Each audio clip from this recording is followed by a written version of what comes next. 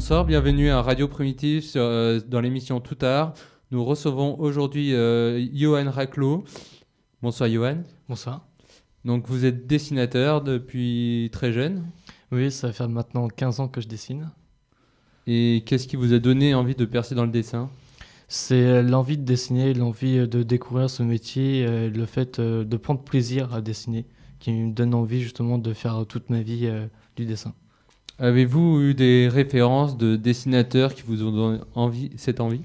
Non, du tout. C'est pas parce que j'ai pas vu des dessinateurs ou quoi qu'est-ce. C'est juste moi, j'ai voulu recopier des dessins, redessiner à gauche et à droite. Et en fait, j'ai toujours aimé dessiner. Si j'ai du temps, je dessine. Au lieu de faire d'autres activités, j'ai préféré dessiner. Et y a-t-il un dessinateur ou une grande personnalité du dessin avec qui vous aimeriez collaborer pour faire des bandes dessinées ? Non, à proprement dit, non, j'en connais très peu. Je me suis pas vraiment spécialement renseigné sur ça. Au niveau de tout ce qui est artistique, je me suis plus renseigné de l'histoire de l'art en général, mais pas vraiment tout ce qui est les bandes dessinées, les dessinateurs, les illustrateurs. J'ai pas vraiment regardé au niveau de leurs dessins et faire des collaborations. Après, pourquoi pas, mais je n'en connais pas encore. J'en connais pas encore assez suffisamment et je ne vois pas encore qui. Mais si jamais il y en a qui sont d'accord, oui, ce serait pas. Ça me dérangerait pas du tout. Et je sais que vous aimiez beaucoup les comics, les mangas, et qu'est-ce qui vous a donné envie de vous lancer dans ce type de dessin ?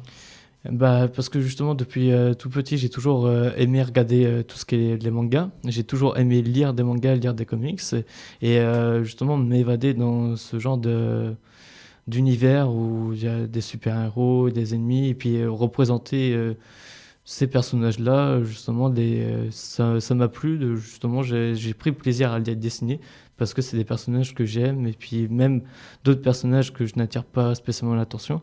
Ça me dérange pas non plus de les dessiner. C'est pour ça qu'au fil du temps, au début, j'étais vraiment que focalisé sur le manga, et petit à petit, je me suis focalisé sur les comics, des bandes dessinées, et de plus en plus, je dessinais sur le réalisme, plus des paysages, des petits détails de la nature. Mais du coup, au moins, j'ai tapé dans tous les styles qu'il peut avoir.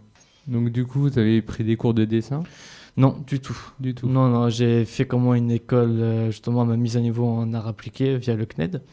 Mais sinon, non, c'était plus du perfectionnement de ce que j'ai, de ma connaissance, pour vraiment améliorer mon côté artistique du dessin. Mais sinon, non, j'ai pas pris de cours de dessin.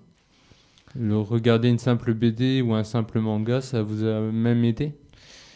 Oui, si je regarde des mangas, tout ça, ça m'aide en général pour voir comment tout ce qui est au niveau de la lumière, comment bien travailler au niveau des expressions.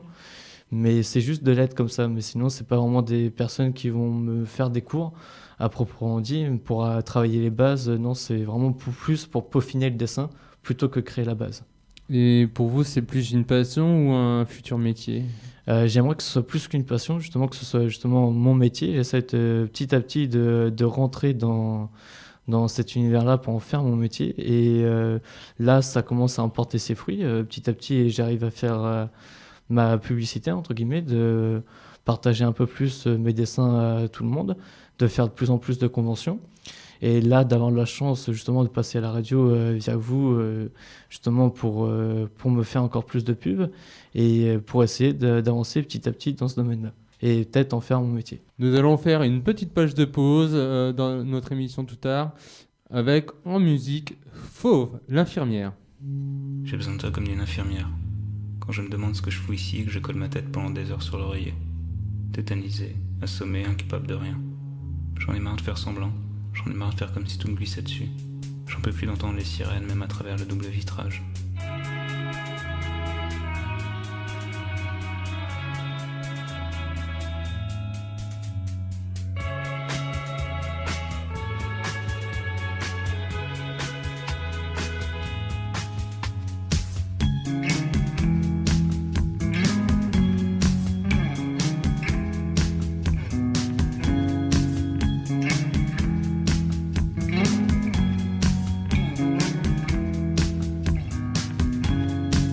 On prend les mêmes et on recommence. Je m'étais décidé à sortir parce que je supportais plus d'être chez moi. Je suis allé rejoindre des gens dans un de ces pubs irlandais merdiques qu'on trouve sur les grands boulevards. À une table sur ma gauche, il y avait un groupe de filles, dont une qui m'a tout de suite plu. Elle était un peu mate de peau, mais avec des cheveux châtain clairs, ou blond foncé, je sais jamais. Mais surtout, elle avait l'air douce, bienveillante et sereine, comme si elle avait pas renoncé à rien, comme si elle avait jamais douté de la beauté du monde, ni de celle des hommes. Je me suis fait quelques films, osés mais jolis, restait tout de même à établir le contact, ce qui est impossible à faire en réalité, on nous le fait croire dans les films, mais c'est une vaste arnaque. Ça m'est retombé dessus d'un coup, je me suis senti seul, triste et fatigué. J'y arrive pas sans toi, j'arrive plus à encaisser. Comment est-ce que ça va se finir? Comment est-ce que je vais faire? J'ai besoin de toi comme d'une infirmière, que tu répares ma tête et mes sentiments qui fonctionnent plus bien, que tu refasses mes stocks de sérotonine, que tu me dises que c'est rien. J'ai compris que tu voulais pas de moi pour l'instant, mais je me force à croire qu'avec du temps, tu changes d'avis et dans la nuit, je rêve encore que tu m'emmènes danser jusqu'au matin. Sur la musique, on va, on vient, on s'éloigne et on revient. Puis tu t'élances et je te tiens, je te retiens du bout des doigts pour te ramener contre moi. Sur la musique, on va, on vient, corps contre corps, main dans la main. Plus rien n'existe, plus rien de rien quand je te tiens du bout des doigts pour te ramener contre moi.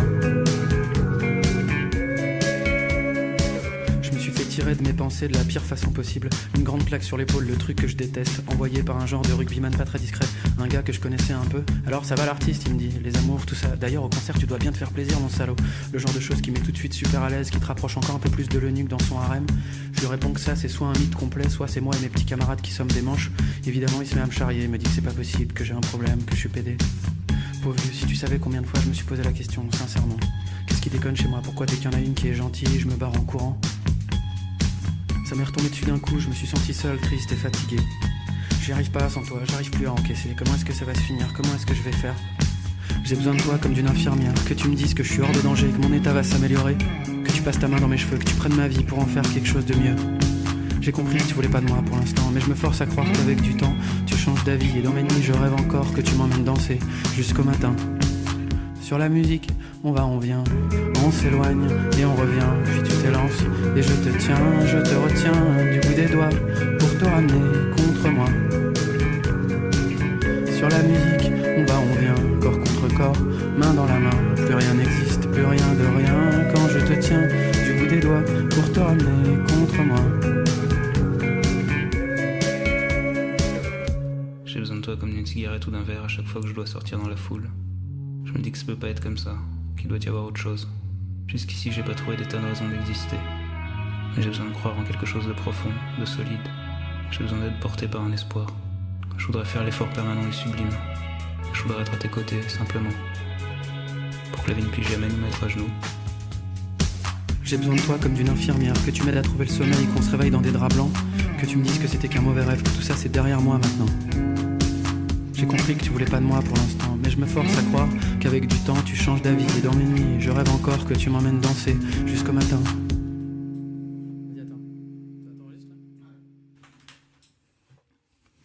Sur la musique, on va, on vient, on s'éloigne et on revient, puis tu t'élances et je te tiens, je te retiens du bout des doigts pour te ramener contre moi. Sur la musique, on va, on vient, corps contre corps, main dans la main, plus rien n'existe, plus rien de rien quand je te tiens du bout des doigts pour te ramener contre moi. Bienvenue dans notre deuxième partie de l'émission Tout tard avec Johan Raclo. Rebonsoir Johan. Rebonsoir. Donc vous dites que vous faites aussi des festivités pour le dessin. Oui, en effet, cette année justement j'ai profité de la Carolo Game Show à Charleville-Mézières. Je me suis présenté justement pour montrer mes dessins justement au public, voir justement des personnes extérieures, voir si ça pouvait plaire. Et justement j'ai eu que des bons retours. Et justement pas mal de compliments et pas mal de personnes qui m'ont contacté pour savoir si je fais aussi des commandes sur des dessins, peu importe le style. Et suite à ça, du coup, j'ai été invité à faire d'autres conventions, notamment le festival de la BD à Reims qui arrive prochainement au mois de septembre, et puis la Game in Reims au mois de novembre, et sans doute la Comic Con à Paris au mois d'octobre. Et généralement, en principe, je vais retourner pareil à Caro Game Show l'année prochaine et la Japan Expo l'année prochaine. Du coup, pour l'instant, ça s'annonce positivement. C'est positif pour l'instant. Donc oui, pour l'instant ça va. Donc nous aurons l'occasion de nous voir certainement au Game Realms. Oui, bah avec plaisir. Oui, la question que je voulais poser, en fait, c'est pourquoi n'avez-vous pas pu participer à la Japan Expo cette année? Parce que justement, là, j'étais à Core Game Show cette année et avant de postuler à la Japan Expo cette année, j'ai préféré attendre, voir si ça aurait été positif ou pas, parce que je ne savais pas vraiment les attentes des autres personnes. Du coup, c'était un peu trop tard pour me représenter cette année à la Japan Expo. C'est pour ça que ça se fera l'année prochaine. D'accord. Donc je viendrai peut-être à la Japan Expo l'année prochaine, donc je vous verrai peut-être. Oui, bah avec grand plaisir. Par exemple, vous parlez aussi de jeux vidéo. On vous contacte aussi pour faire des dessins de jeux vidéo, c'est ça? Pas spécialement pour des dessins de jeux vidéo, mais là, c'est pour l'instant un projet, donc pour l'instant, rien de concret. Donc je préfère pas spécialement encore envisager quelque chose ou spécialement en parler, parce que je préfère vraiment attendre que ce soit plus fixe, plus sûr, pour en voir où est-ce que c'en est. Mais sinon, après, tout ce qui est des bannières de YouTube ou tout ce qui est illustration pour des chaînes de YouTube, des chaînes sur Twitch, je peux faire en collaboration pour aider justement ces chaînes derrière. Ça, il n'y a pas de souci. Donc vous faites tout ça, vous le ferez bénévolement en fait. Euh, Bénévolement, oui et non, ça dépendra au niveau comment de la demande, mais sinon après ça, je les ferai, enfin, ce sera payant sur certains points, mais ça ne va pas être non plus aussi excessif. Mais après, c'est justement le début justement de pouvoir en vivre de mes dessins, parce que faire tout bénévolement, tout gratuitement, je pense que c'est pas comme ça que je pourrais réussir à en faire ma vie, le dessin. C'est vrai, j'avoue que le bénévolat, c'est bien pour un certain moment, mais à force, on a besoin de sous pour faire entrer dans l'appartement. C'est ça. Donc c'est vrai que faire du bénévolement, c'est pas génial. Nous allons faire une petite page de pause dans notre émission Tout Tard, avec en musique Guerilla, Être une femme.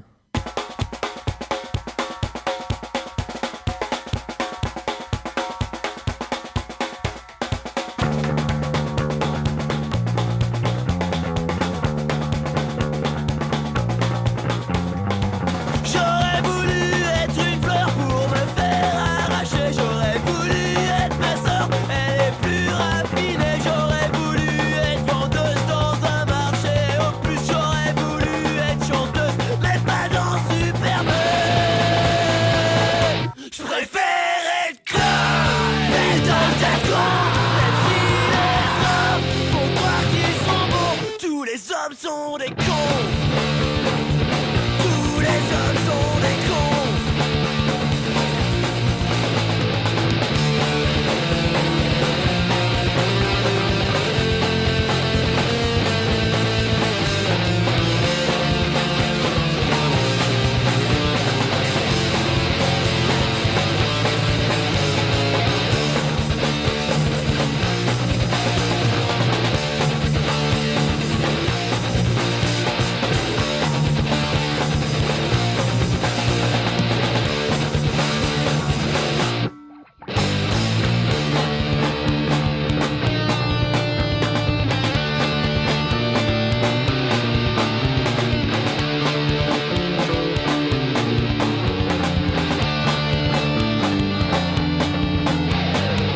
J'aurais voulu être ton ex ou ses seins, ou peut-être mieux. Non, je ne pense pas au sexe, mais plutôt à ses yeux. J'aurais voulu être bonne pour te foutre un râteau et calmer ton ego. Je préfère être comme être un casse-toi. Mais si les hommes font croire qu'ils sont bons, tous les hommes sont des cons.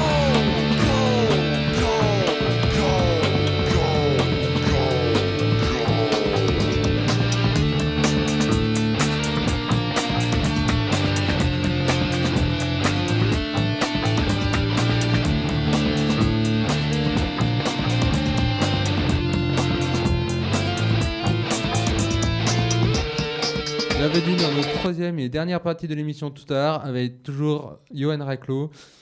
Rebonsoir Johan. Pour ça. Donc comment voyez-vous votre avenir en tant que dessinateur? Pour l'instant, je vois entre guillemets ce qui peut être possible. J'attends de voir au fil du temps s'il y a vraiment quelque chose derrière, s'il y a de l'avancement, si avec les conventions et les festivités que je vais faire derrière, si ça avance de plus en plus dans mes projets.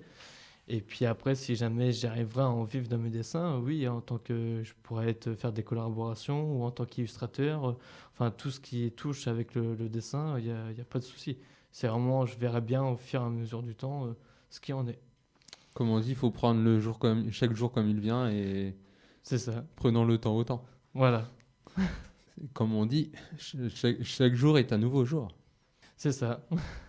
Et c'est vrai qu'il y a beaucoup de grands dessinateurs qui ont eu beaucoup de mal à percer Oui, c'est très facilement. compliqué. C'est très compliqué à rentrer dans ce milieu-là et c'est vraiment avec un certain âge, un certain temps et le jour attendu arrive à un moment opportun et il faut saisir l'occasion. C'est vrai, c'est un peu comme le métier des écrivains. Entre les dessinateurs et les écrivains, ce sont deux métiers qui sont Mm. difficiles à percer. C'est ça. Oui. Et le métier artistique, très peu de gens deviennent professionnels. Oui, c'est difficile d'accès et beaucoup sollicité et peu spécialement de résultats. Mais après, une fois que quelque chose en sort, c'est vrai que la qualité est là. En tout cas, je vous souhaite bon courage. Merci bien. Et, alors, souhaitez-vous, notre émission s'achève ici, donc avez-vous des remerciements à faire? Particulièrement au niveau de ma famille qui m'a soutenu quand même dans mes dessins qui ont toujours été là. Et au niveau de mes amis, toutes ces personnes qui m'ont aidé à porter ce projet jusqu'au bout, qui m'ont soutenu, qui m'ont gardé justement l'envie de continuer et de ne jamais lâcher prise et de me battre justement dans le dessin. Donc remercier à tout le monde et notamment aussi à vous qui m'a donné cette chance de me représenter, de parler de mes dessins et de attirer sans doute plus de monde. Dans quelques instants, nous allons recevoir Xavier Moreau. En attendant, nous allons écouter une chanson de Richard Cottener, Primitif.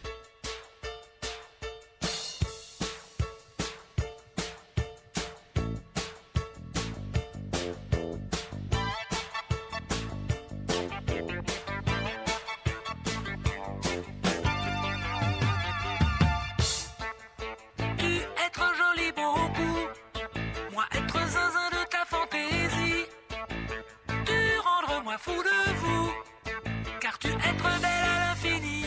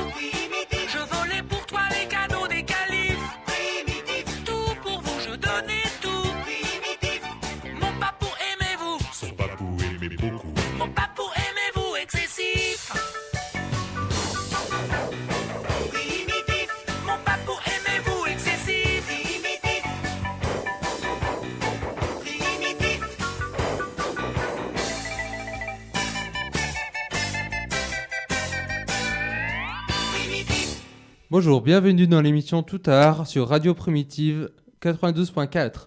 Nous accueillons aujourd'hui Xavier Moreau, musicien et comédien. Bonsoir Xavier. Bonsoir. Alors, parlez-nous un peu, vous faites partie de 3 troupes de musique, c'est ça ? Oui, c'est ça. Et comment s'est faite ces fameuses rencontres par exemple, nous, on attend Paulette, les Carpaccio et Mahogany Quartet. À chaque fois, les rencontres sont différentes. Dans les 3 groupes, il y a des gens que je connais depuis très longtemps, certains depuis plus de 30 ans, et puis d'autres que j'ai rencontrés il y a peu de temps.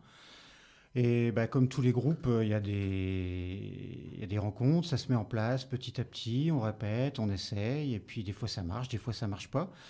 Là, en l'occurrence, pour ces 3 groupes-là, dans Nous on attend Paulette, par exemple, on est 11 musiciens, donc il y a plein de gens différents. Plus ou moins jeunes, des musiciens professionnels aussi que je connais depuis longtemps pour certains, et puis aussi des musiciens qui sont des musiciens amateurs. Dans le Mahogany Quartet, c'est pareil, et dans les Carpaccio, c'est pareil aussi. Voilà, c'est des rencontres qui se font. Comme moi, je suis musicien depuis 30 ans, musicien professionnel depuis 30 ans, j'ai rencontré plein de gens, donc voilà, c'est comme ça que les choses se font, c'est au feeling, quand on rencontre les gens. Et par exemple, quelle est la différence entre la fanfare de rue et le jazz rock, par exemple ? Par exemple, pour la fanfare de rue, on est complètement autonome, on n'a pas besoin d'électricité. Donc on n'a pas besoin d'être installé en fixe, de se brancher quelque part pour jouer. On a des instruments qui sont mobiles, donc des trompettes, des saxophones, des clarinettes, des violons, accordéons, percussions. Mais on peut déambuler, par exemple, on peut marcher, on peut se déplacer dans un quartier ou dans une fête. Ça peut arriver qu'on joue dans des fêtes foraines ou dans des fêtes de village aussi des fois. Donc là, on peut vraiment, c'est vraiment de la rue. Donc on est vraiment dehors, par tous les temps. Ça nous arrive de jouer quand il fait très très froid ou quand il fait très très chaud. Sous la pluie aussi, ça nous est déjà arrivé. Ou voilà. Donc là, on est vraiment complètement autonome. Alors que le Mahogany Quartet, par exemple, là, c'est batterie, basse, guitare et saxophone. Donc là, on a besoin de s'installer sur une scène ou dans un lieu adapté. Et quel est votre instrument quel est l'instrument que vous pratiquez, par exemple ? Alors au départ, j'étais clarinettiste, je faisais de la clarinette, et depuis 25 ans, je me suis mis au saxophone, et maintenant je fais beaucoup plus de saxophone que de clarinette d'ailleurs. Donc saxophone et clarinette, qui sont des instruments cousins, on va dire, qui sont très proches. Nous allons faire une petite page de pause avec Flying Bulgare.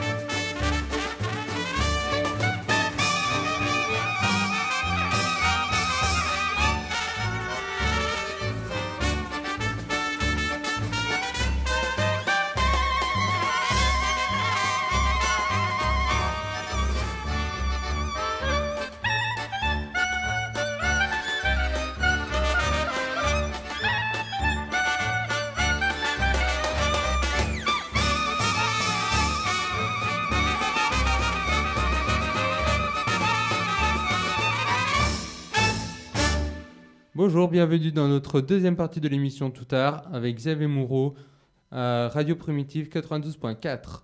Rebonsoir Xavier. Bonsoir. Donc, par exemple, pour les gens qui voudraient être musiciens, quel type de conseils avez-vous à leur donner? C'est une bonne question. Il y en a plein des conseils à donner. Il faut être patient, il faut travailler évidemment, hein, comme dans tout métier. Si on veut que ça dure dans le temps, il faut travailler, il faut s'entretenir. Il faut essayer plein de choses différentes. Et puis comme c'est un métier artistique, moi je pense qu'il faut quand même faire ce qu'on aime, faire ce qu'on a envie de faire, ne pas se sacrifier à certaines modes ou certaines tendances ou certaines choses. Parce que je pense qu'à partir du moment où on fait quelque chose qu'on n'aime pas, on peut vivre toute notre vie à faire un métier qu'on n'aime pas, mais un métier artistique, si on n'aime pas ce qu'on fait, si on n'est pas passionné, ou en tout cas si on ne cherche pas, si on n'essaye pas des nouvelles choses, ça ne marche pas, ça ne peut pas durer dans le temps. Il faut vraiment aimer ça, prendre du plaisir à être sur scène, prendre du plaisir à jouer. Il faut... Voilà. Pourtant, les métiers artistiques plaisent plus que les métiers qu'on ne trouve actuellement. Je veux dire, par exemple, un musicien, un chanteur ou un acteur, c'est plus sympa que d'être un pêcheur ou... Ah bah ça dépend, il y a des gens qui adorent la pêche. C'est vrai, c'est vrai. Mais oui, c'est sympa, oui, mais après, faut pas s'imaginer que c'est parce que c'est sympa que c'est facile. Si on veut vivre de ce métier-là, il faut quand même y consacrer beaucoup, beaucoup de temps, tout son temps. Il ne faut pas se contenter de faire ça une fois, 1 heure par semaine, 2 heures par semaine. Voilà, il faut que tous les jours, on travaille un petit peu, qu'on se pose des questions sur ce qu'on va faire, sur ce qu'il faut faire, parce que c'est un métier où rien n'est gagné à l'avance. Moi, je suis intermittent du spectacle et je suis tout le temps, depuis 30 ans que je fais ce métier-là, je suis tout le temps, presque tous les jours, en train de me demander ce que je vais faire le mois prochain. Est-ce que je vais arriver à jouer suffisamment? Est-ce que je vais arriver est-ce que les groupes vont tourner? Est-ce que les groupes vont marcher? Est-ce qu'on va travailler des nouveaux morceaux? Est-ce qu'on va... dans quelle direction? Voilà, il y a tout le temps une remise en question. C'est vrai que les métiers artistiques, c'est vraiment pas facile pour tout le monde, parce que tout le monde n'arrive pas à percer. C'est souvent plutôt des gens qui sont plutôt amateurs que professionnels. Après, le professionnel, peu de gens arrivent à rentrer dans le professionnalisme. Eh ben, moi, il y a professionnel et professionnel. Il y a le professionnel connu, qui passe à la télévision, qui passe à la radio, autre que la radio primitive, Oui. qui passe beaucoup, beaucoup dans le journal, qui est très médiatisé. Et il y a le professionnel. Moi, j'en connais énormément, des musiciens professionnels qui vivent de leur métier sans être forcément des stars, sans être forcément des gens très connus, simplement qui font tout le temps des choses, qui n'hésitent pas à faire de la formation aussi, à travailler... à donner des cours, voilà, ou qui se diversifient complètement. Moi, c'est mon cas, par exemple, je me diversifie, j'ai 3 groupes de musique, je travaille avec des compagnies de théâtre, j'ai travaillé avec des compagnies de danse, j'ai fait du théâtre de rue, j'ai fait du théâtre en salle, j'ai tout le temps, je me suis tout le temps diversifié. Et on n'est pas obligé, et je ne suis pas une star, je ne suis pas quelqu'un de connu, mais par contre, j'arrive à vivre de mon métier sans être... millionnaire, évidemment. J'arrive à vivre de mon métier, voilà, j'arrive à nourrir ma famille et à avoir un toit sur la tête et à manger à ma faim.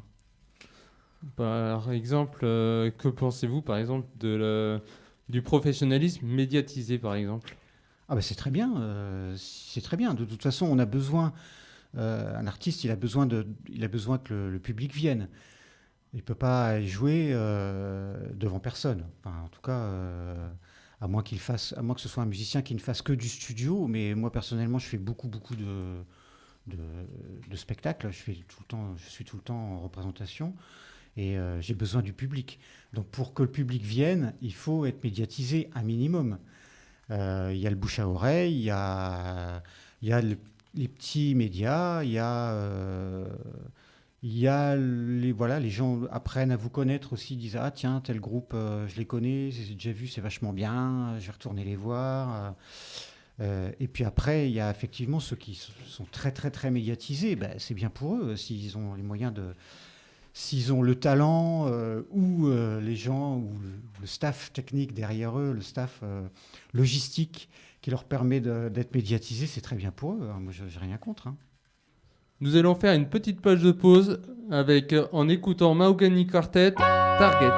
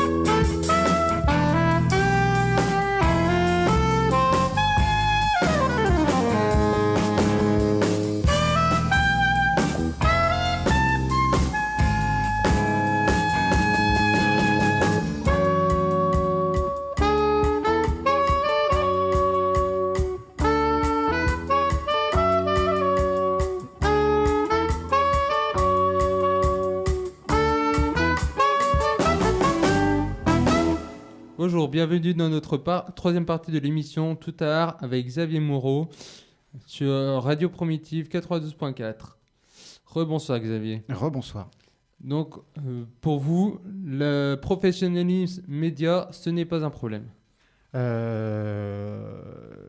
Oui, ici on a besoin des médias, mais c'est pas. Il y a énormément d'artistes qui ont bien travaillé, bien vécu, qui ont créé des choses formidables sans être forcément très très très très médiatisés.